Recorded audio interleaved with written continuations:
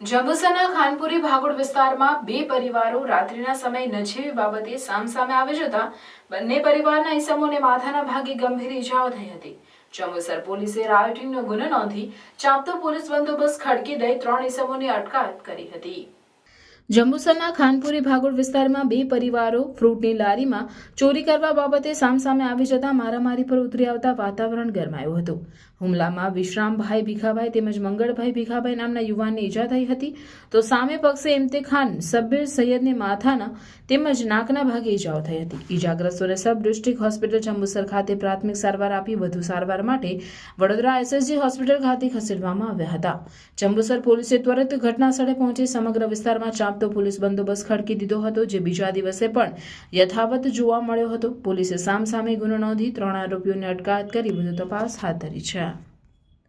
એ લોકોએ ને 2 વડોદરા છે દવાખાને હેરાનગતિ કરે અને અમારો રોજે જ આપદા પાવા રસ્તે મારા ઘરવાળા આવતા હતા રસ્તે તમે રસ્તા પર રોકીને એમને માર્યા ઘર મેં પૂરીને ભાઈ દરવાજો અમારો બંધ કરી દીધો।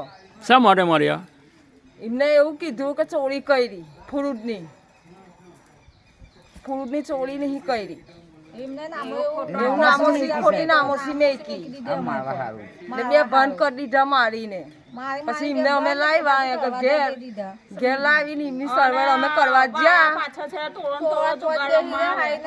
ખાનપુર રોડ પર રહેવાનું છે મારે ને મને ગઈકાલે સાંજે જ અહીં જાણ પડી કે મારામારી થઈ તો હું તાત્કાલિક તે ટાઈમે અહીંયા આવ્યો હતો। તો મારા ભાઈ મંગળભાઈ ભીખાભાઈ વાઘેલા અને વિશ્રામભાઈ ભીખાભાઈ વાઘેલા તથા દિનેશભાઈ ભીખાભાઈ વાઘેલા એ 3 ભાઈઓને અહીંયા આગળ અહીંયા બાજુમાં ઇમરાનભાઈ કરીને અહીંયા ફ્રૂટનો ધંધો કરે છે તે ત્યાં અહીંયા રહે છે। તે એમને મારામારીનો હુમલો ગઈકાલે કરેલો એમની ઉપર। શા માટે કર્યો હતો? એ માટે મારા ભાઈ સાંજે પેલા કર્યા કામ કરે છે તો સાંજે એ આવતો હતો તેને ઘરે બોલાવ્યો। ભલે ઘરે બોલાવીને એવું કીધું કે તે મારી ઘેરથી ચોરી કરી ફ્રૂટની ચોરી કરી એટલે એને ઘેરથી ખૂબ માર માર્યો સાહેબ એમને।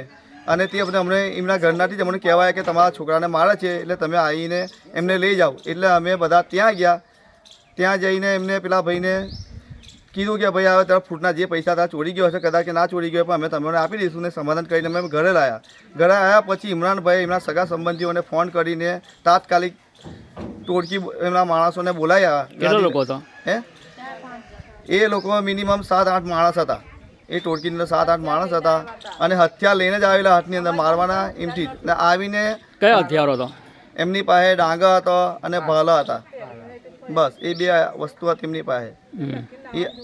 એ આવીને મારવા માંડ્યા એટલે મારીને એ લોકો પેલા ભાઈને 2 ભાઈઓને મારીને પેલા ભાઈ પડી ગયા 2 ભાન થઈને એટલે એ લોકો જ્યાં કે મરી ગયા એથી એ લોકો નાસી છૂટ્યા એ લોકો ત્યાંથી।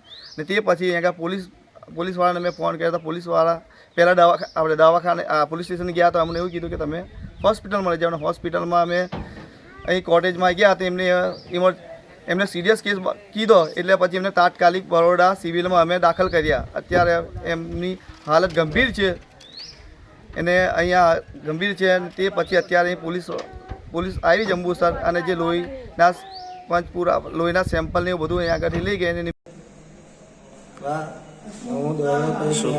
શું કામ ઝઘડો થયો? ચોરી કરતા હતા। શાની ચોરી કરતા હતા? રાતની ને સફરજન ફ્રૂટની ચોરી કરતા હતા? ચોરી કરતા હતા, રોજ કરી જતા હતા 4 દિવસથી। અચ્છા, ઝડપાઈ ગયા। તો કોણ છે સામેવાળા? સામે વાઘેલા સમાજ છે। ઓળખો છો તમે એમને? હા, એમના મોંથી ઓળખું જ બધો ને। હમણાં ક્યાં આવ્યા છો તમે? અમને પોલીસ સ્ટેશનમાં આવ્યા અમે। આ ભાઈને દાખલ કરેલો છે, ધણિયાનો ઝટકો મારેલો, હાથમાં ચાકુ મારેલા છે, પગમાં અને હાથમાં। ઓકે।